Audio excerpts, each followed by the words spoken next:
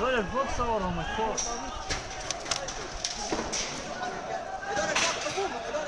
ليش الخراب هذا؟ ليش خربت البلد؟ ليش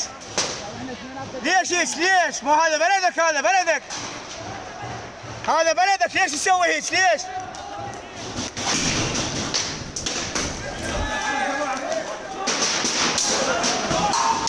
يقومون بالاعتداء على الأنشطة الأمنية وعلى الممتلكات العامة والخاصة للعبث بها والخراب وسلب ونهب الممتلكات العامة والخاصة. يرومون إلى ذلك هؤلاء المندسين.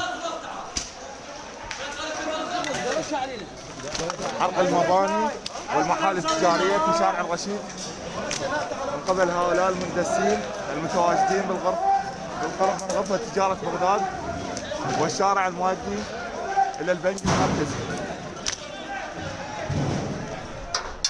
مجاميع من المندسين يستولون على المباني الموجودة بالقرب من غرفة تجارة بغداد والشارع المؤدي إلى البنك المركزي لرشق وضرب الأجهزة الأمنية بقنان مولوتوف الحارقة وأيضا المفرقعات النارية